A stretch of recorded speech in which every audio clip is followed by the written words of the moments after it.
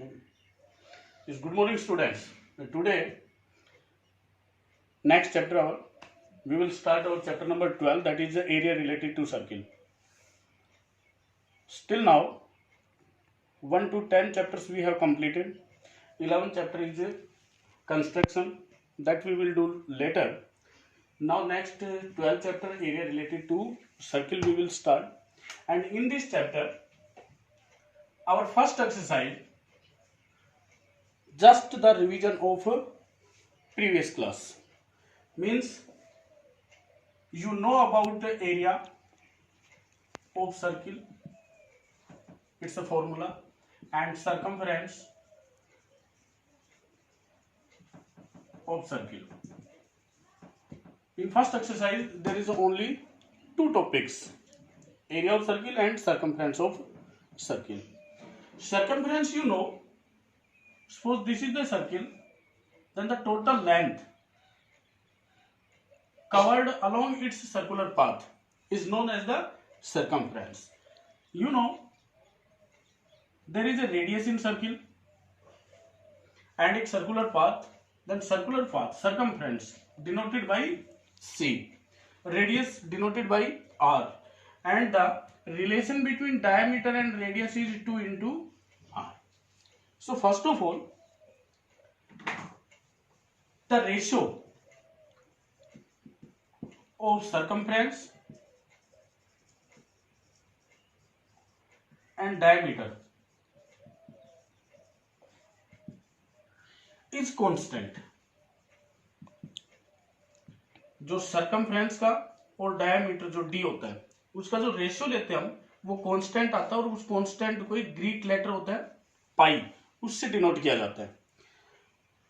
Circumference जो हमारा होता है, यहां से जब आप क्रॉस मल्टीप्लाई करोगे तो पाई इंटू डी लिखा जाता है. एक तो ये फॉर्मूला होता है कि जो सर्कमफ्रेंस होता है वो पाई इंटू डायमीटर होता है, और जो डायमीटर का रिलेशन होता है 2r, इसके प्लेस पे हम 2r रखते हैं तो सर्कमफ्रेंस का फॉर्मूला बनता है अपने पास 2 pi r. This is the formula for circumference of the circle.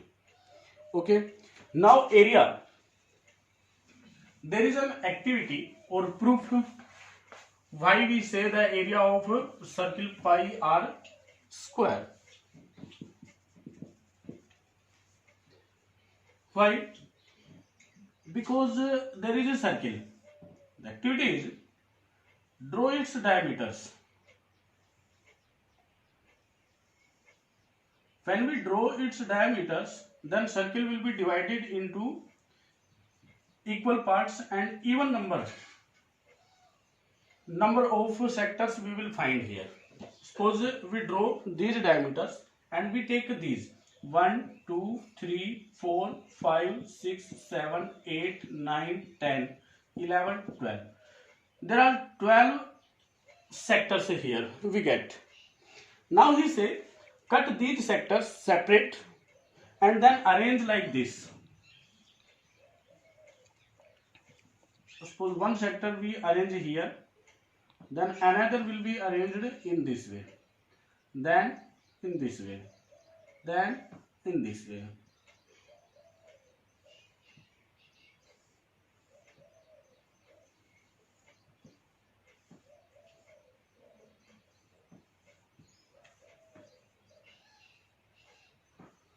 One, two, three, four, five, six, 7, 8, 9 and then 10 और एक 11.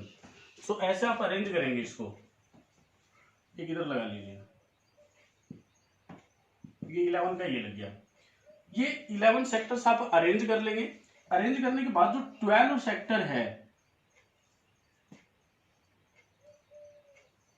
इसका बाइसेक्टर लेंगे परपेंडिकुलर से, और उसका हाफ आप यहां पे अरेंज कर देंगे और हाफ आप यहां पे अरेंज कर देंगे. सो ये जो फिगर बनेगा आपको आफ्टर अरेंजमेंट, ये जस्ट लाइक रेक्टेंगल बनता है. जब आप इन सेक्टर्स को सेपरेट करके यहाँ पे अरेंज करेंगे तो ये जस्ट लाइक एक सेक्टर बनता है, सॉरी रेक्टेंगल बनता है.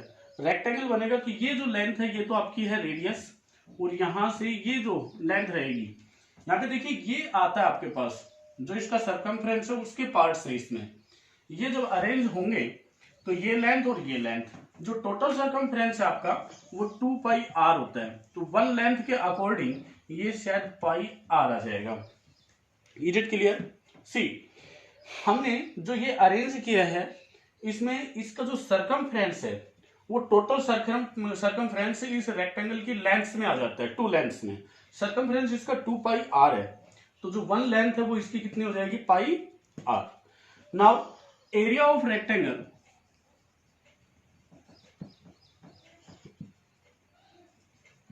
is length into breadth, and what is length? Pi r. Breadth is r, so area will be pi r square. This is the area of rectangle as well as the area of circle, because these all parts are the parts of a circle. Then the area of circle will be pi r square. These are the formulas for finding the circumference of the circle and area of the circle. Now see some facts about circle, the area of circle. क्या आपको पता है कि जो concentric circles है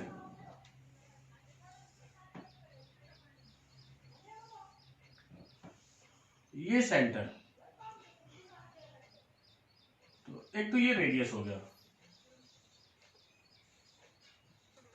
outer radius ये हो गया।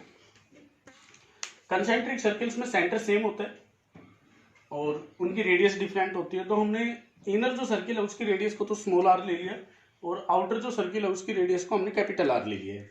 अब अपने को एरिया ऑफ रिंग होता है, ये एरिया ऑफ रिंग बोला जाता है कि ये जो पार्ट है इसका एरिया फाइंड आउट करना है। ये क्या रहेगा? Area of exterior circle minus area of interior circle. जो आउटर सर्किल है उसके एरिया से अंदर का जो ये सर्किल का एरिया है ये आप सब्ट्रैक्ट करोगे तो आपके पास एरिया ऑफ रिंग आ जाएगा। इसी फॉर्मूला को और ज्यादा सिंपल करने के लिए हमने लिया पाई कॉमन, तो अपने पास R square minus R square रहता है। ये जो R square minus R square है ये A square minus B square आता है। Then pi R plus R, R minus R. ये कैलकुलेशन में इजी रहेगा आपके लिए, जब कैलकुलेशन करोगे तो उसमें इजी रहता है, तो आप इसका यूज कर ले। जैसे कि आपकी एक्सरसाइज जो 12.1 है उसमें क्वेश्चन है आपके पास, क्वेश्चन नंबर थर्ड नंबर ये क्वेश्चन है, देखना एक बार। एक आर्चरी टारगेट है, उसमें डिफरेंट डिफरेंट कलर्स बोलता है वो।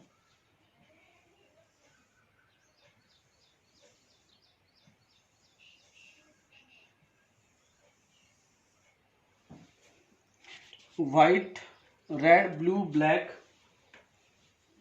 सॉरी गोल्ड, यहाँ पे तो गोल्ड कलर है, यहाँ पे रेड है, यहाँ पे ब्लू है,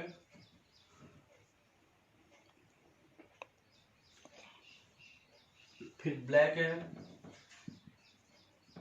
और एक सर्किल और है जो कि व्हाइट कलर है। इसमें क्वेश्चन में देता है आपको जो गोल्ड स्कोर है उसका जो डायमीटर है वो 21 सेंटीमीटर है, इसका जो डायमीटर है वो 21 सेंटीमीटर है, और इनकी जो विड्थ है, ये जो बैंड्स है वो 10.5 सेंटीमीटर से अवे हैं। इनमें जो ईच का डिस्टेंस है, ये जो डिस्टेंस है ये 10.5 है, ये यहां से यहां ये भी 10.5 है, इनका भी डिस्टेंस 10.5 सेंटीमीटर है और इनका भी डिस्टेंस 10.5 सेंटीमीटर है। ओके, आपसे कहता है कि ये जो डिफरेंट डिफरेंट कलर्स हैं इन पे जब आर्चरी टारगेट होता है तो इनके डिफरेंट डिफरेंट मार्क्स होते हैं। आपसे इन सबका एरिया पूछता है, तो एरिया ऑफ गोल्ड तो आप इजीली फाइंड आउट कर देंगे। पाई आर स्क्वायर में आप 21/2 का स्क्वायर बना देंगे, एरिया ऑफ गोल्ड आ जाएगा। जब आप रेड का एरिया फाइंड आउट करेंगे तो रेड का जो एरिया रहेगा उसके लिए इस सेंटर से और इसका जो रेडियस कितना आएगा, इसका रेडियस 10.5 ये, तो 21 इसका रेडियस हो जाएगा, means pi 21 and its square.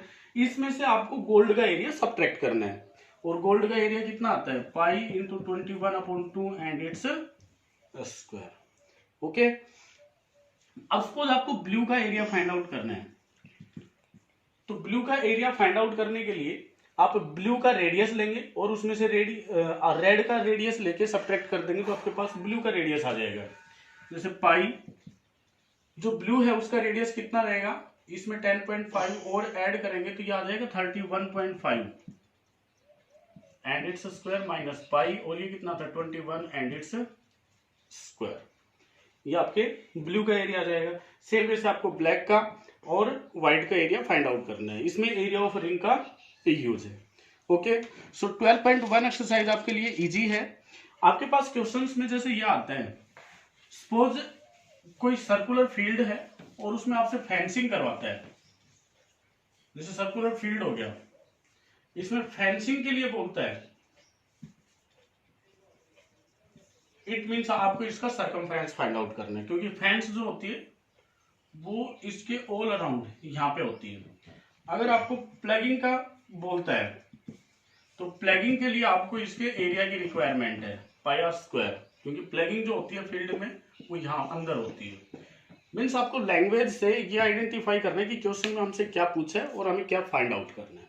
Okay, so 12.1 exercise आपके लिए इजी रहेगी और आप इसके लिए ट्राई कीजिए। नेक्स्ट जो इसका टॉपिक रहेगा area of sector and area of segment, we will discuss later it.